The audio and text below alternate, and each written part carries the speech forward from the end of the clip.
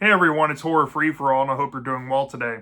I have here a movie review of a film from 1996 that's a dark comedy, and if you ask me, I think dark comedies do classify as horror most of the time, so I'm perfectly comfortable talking about a dark comedy movie here on a horror channel because I think they deserve a little more attention than they do get.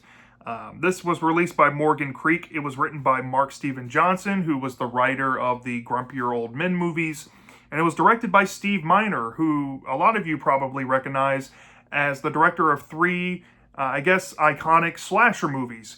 He was the director of Friday the 13th Part 2 and Part 3. And he also, after this film, went on to direct Halloween H2O 20 years later. And the movie in question I want to talk about today is Big Bully. Now, Big Bully was a staple movie from my childhood. My friend Tyler, my childhood best friend, he had this VHS tape at his house, and every time we had sleepovers, this was a must-watch. We also watched some slasher movies or some Star Wars films, sometimes some cartoons as well. But this was one of our favorite comedy movies we liked to watch because it starred Rick Moranis, and we were both big Honey, I Shrunk the Kids fans, and we watched the straight-to-video movie Honey, We Shrunk Ourselves a lot too. But this one got played a lot for that reason. And revisiting it as an adult, I recently acquired this VHS for my collection, even though there is a DVD out there. I can never find the DVD, so that's why I picked this up. Until I get the DVD, this will be in my collection for this film. But like I said, revisiting it as an adult, putting nostalgia aside, I can kind of see why this movie's all over the place in opinions on the internet, it seems. If you don't know anything about this movie, this was the next to last Rick Moranis live action movie he ever made. I already brought up Honey, We Shrunk Ourselves, that came after this. But this was actually the final theatrical release film that he did in terms of him live performing. Of course, we know that he went on to do movies like Brother Bear and some other things, but it's kind of sad that he kind of ended his big Hollywood career on a bomb like this. But I mostly attribute it to his co-star here, Tom Arnold, who starred in a couple of really bad movies. I think he was in that movie Carpool, and he was in The Stupids, which were box office bombs. And in the mid-90s, Tom Arnold was being pushed hard by some studios trying to make some family comedy movies. And this movie, I think, lasted barely a month in theaters, but it did find new life on the home video circuit when it got into rentals. A lot more people got exposure to it. And then it saw another life airing on two specific stations I used to see this on a lot as a kid. On ABC, specifically on the weekends, they used to have this block in the early 2000s where they would show movies. And Big Bully was a common one they would do. And then later on, ABC Family in the mid-2000s, in the early days, would air this movie a lot. So yeah, I mean, I have a lot of childhood nostalgia to this movie, and I will say some of it does hold up, for better or for worse. Now, do I agree with the common sentiment of this movie being one of the worst comedy movies ever made? Not really, but I will say something controversial here. At least for Steve Miner movies, I think this is my favorite Steve Miner movie he's made that I've personally seen. And trust me, I've seen Friday the 13th Part 2 and Part 3, and I've seen Halloween H2O. Yes, I like this movie more than all three of those. I know that's just said some blasphemous shit to a lot of you, but that's just how I feel. And I do think that there's some qualities to this movie that really do work as a dark comedy, specifically near that final 30 minutes. But it does have some clear drawbacks. It's not a perfect movie whatsoever. It does have tremendous flaws. But off the bat, if you have not seen Big Bully before, and maybe you're a fan of dark comedies out there, you should give this movie a try. Or maybe if you're a Steve Miner fan, you're going to see a lot of his isms in this movie, I should say. But with that out the way, let's talk about Big Bully and what to expect out of the plot without giving too much away. So this movie starts off with the main character named David Leary. And David Leary is this nerdy kid growing up in the early 1960s, I think, in like a small Midwestern town. And David has this bully that chases him around named Roscoe Bigger. And he's also known as this kid named Fang because one of his teeth hang down a little bit lower than his other one on this opposite side. And this kid is kind of big and likes to torment David, let's just say. He pins him down and sings a weird song to him. He'll find him playing by the creek and steal his Evel Knievel toy or steal it or break it. Stuff like that. He's a real asshole. Well, there comes an opportunity that David has in the movie early on, because the beginning of the movie is told in a flashback, essentially, when they were kids, that there is a traveling exhibit coming into town bringing a real rock from space. And David gets wind that his bully Fang is going to steal this rock. And once everybody in town goes to see it and realizes that the rock has been stolen, David knows this information, and he kind of keeps it to himself so he doesn't get beat up by his bully. But his parents end up saying that, hey, they're going to move out to Oakland, California, all the way on the opposite side of where they live. So David's like, I have nothing else to lose. I'm going to get back at this asshole. And he rats him out. And let's just say Kid Fang goes to juvie, and David gets to move off to California and kind of get away with it. Well, we cut to present day in the film, and David is now this author, and he's at a book signing at a bookstore, and there's this running gag where he kind of thinks he's a Stephen King type. There's even Stephen King jokes in here at this book signing, and he kind of realizes that he's not really making the splash that he thinks that he should be. I mean, his style of storytelling isn't for everybody, it seems. But he gets a call from the principal from his former school out in the Midwest saying that he's a hometown hero, and that it would be an honor if he can come maybe teach a course for a few weeks to a class about writing. And David, he kind of reflects on his life. His wife left him. He has a kid. He's a single dad. He's a struggling writer.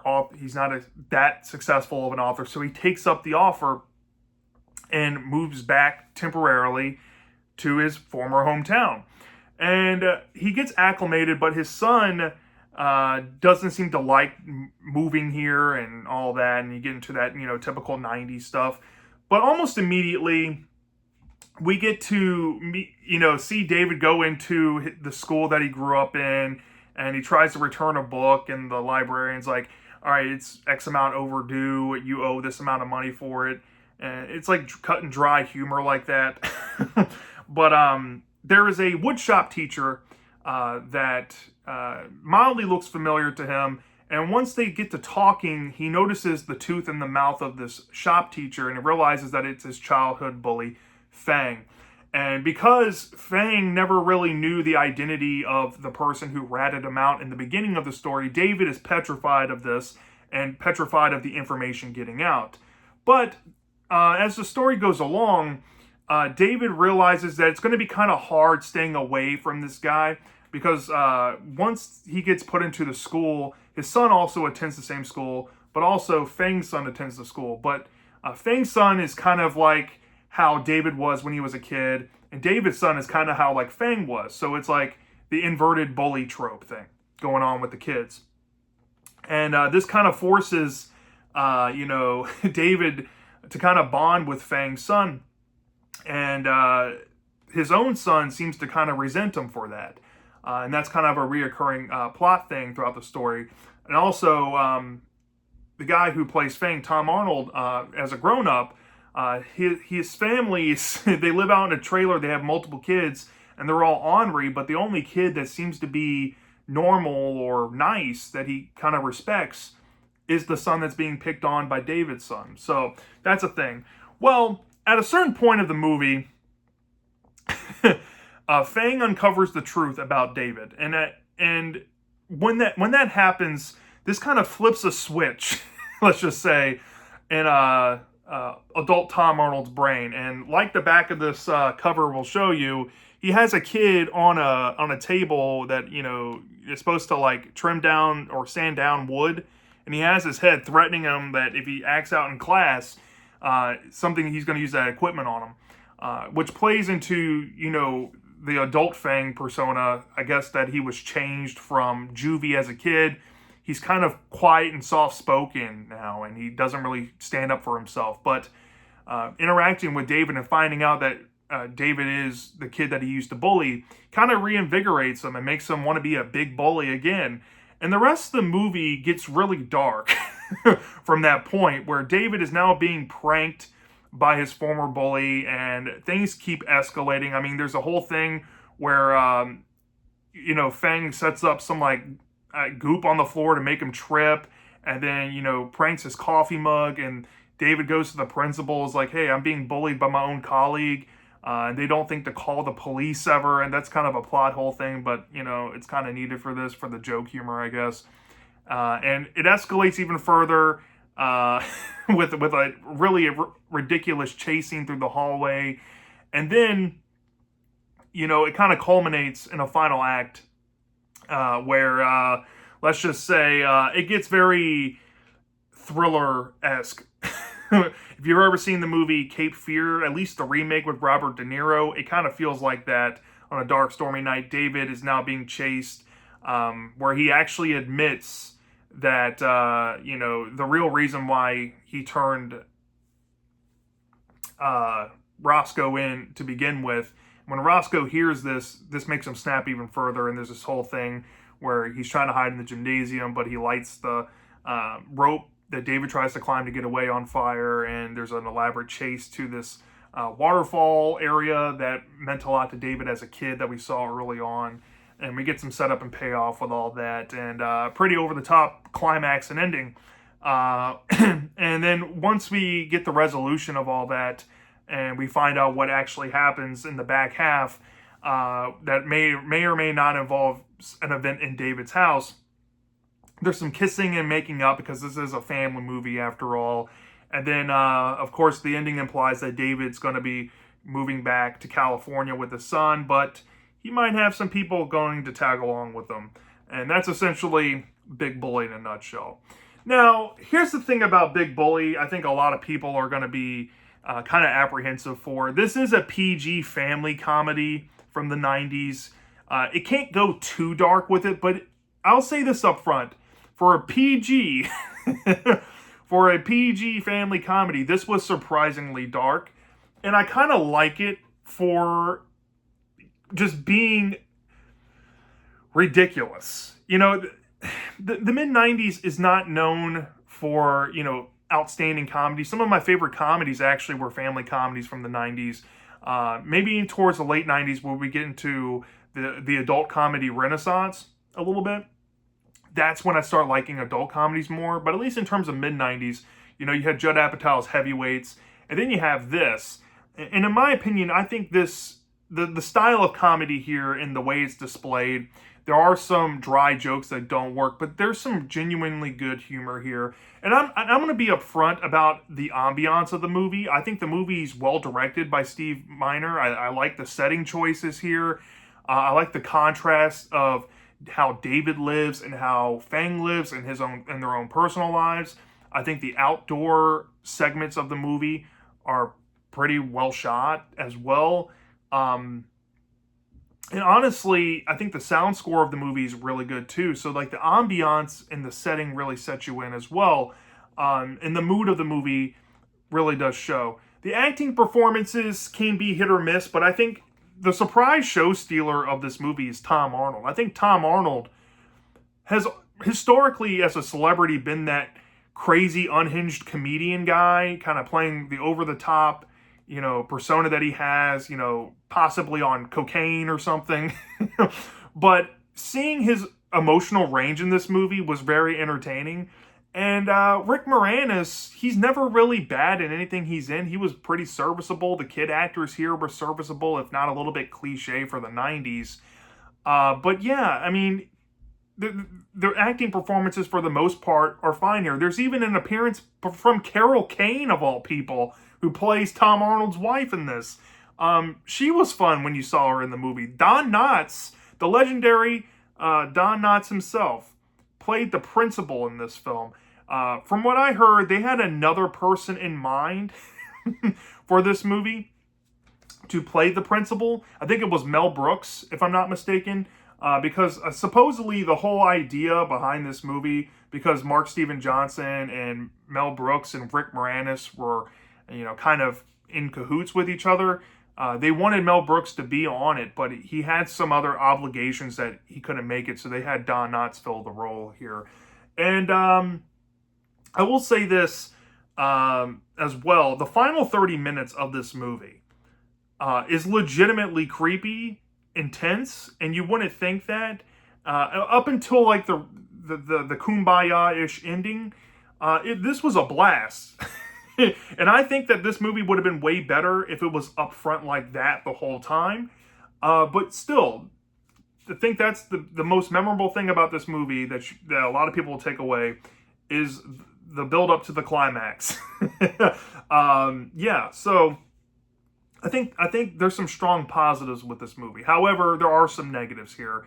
And let me be upfront. The story here, it feels like a multiple draft situation where you have like different ideas of a film but with a similar premise, and the studio maybe had like 4 or 5 and then Frankenstein 4 or 5 different drafts into one movie. That's what I feel this movie kind of turned out to be. At first, David, he has this complex where he's the town hero, where he's like supposedly a successful author, but that kind of goes against the point where he's not a successful author, even though he's a published author. So that kind of clouds it. And then as you get along in the movie, David, he wants his son to kind of see how he grew up, but then he spends majority of the movie befriending Tom Arnold's son and kind of shuts his son out. So I kind of feel like there's different aspects in relationships to those two kids from Rick Moranis' character that feel like from different drafts. And then I don't know what they were trying to do with Fang. I mean, I guess Fang was probably the most consistent writing of the whole movie, where you can clearly see that he was changed from Juvie because of what David did to him, and he kind of became like a beta man. But the message with him is still confusing. Like, for a family movie, it's kind of sending the message that you could be a loser in life, but if you find your inner bully, you can make your life better. In the case of Tom Arnold's character, when he became a bully again, his life changed and his depression went away. It sends a weird message, and I guess for a dark comedy, it's kind of funny for that if you really think on it. But still, like, you don't really know what lane the movie is picking in terms of narratives. It's kind of all over the place. It doesn't really make much sense. There's also some weird over-the-top moments in the movie involving Rick Moranis' character, like when he's talking to the librarian and the execution of that "badants" joke is kind of cringe. And, the 90s cliches are on full display here. This is one of those movies that have it. It's not the most 90 cliche movie of all time. I think that's like Little Giants if we're talking family movies. But this still has the classic single dad trope, where the main character, if it's an adult, he's a single father. You saw that a lot in the 90s, like showcasing divorced parents, because divorce rates were climbing at an alarming rate in the 90s and have been ever since. But it just kind of fits in that rigmarole, and it doesn't really have an identity outside of, like I said, the final 30 minutes of this movie, and maybe the premise itself. Which leads me to another negative about the premise. I feel like the movie spends a whole lot of focus on the backstory between these two, which I think is kind of needed, but the first act of this movie kind of drags on way too long. It's like 15-ish minutes, and for a movie that's only, hold on, let me see how long this is. It says 91 minutes. You don't have a lot of stretch to make your concept, kind of whole. And I said it and I'll say it again. The final 30 minutes should have been this whole movie. So it takes forever to get through that first act. And then once you get into the second act, you get into that confusing narrative stuff. And it takes a little while for, Fang and Danny to kind of rekindle their childhood connection, let's just say. And it spends a lot of time kind of meandering on that idea. And I just wish that the movie picked a lane and stuck with it. The premise, I think, is fine, but the execution here was mildly poor in terms of that. It could have been way more entertaining. It could have been way darker. In my opinion, I think maybe they wanted this movie to be the PG-13 at one point, possibly even rated R. But studio execs stepped in and said, "Hey, Rick Moranis, he's a family name in the households. Why are we going to put him in a rated R movie?" And yeah, I can kind of see why, if you went to the theater expecting a PG family movie and you took your kids and you saw this, you might be upset because it sends kind of terrible messages. And it's kind of cliche, and it meanders for a good amount of it and doesn't get good until the final bits of it. So I can see that, and I can see why it was a box office bomb.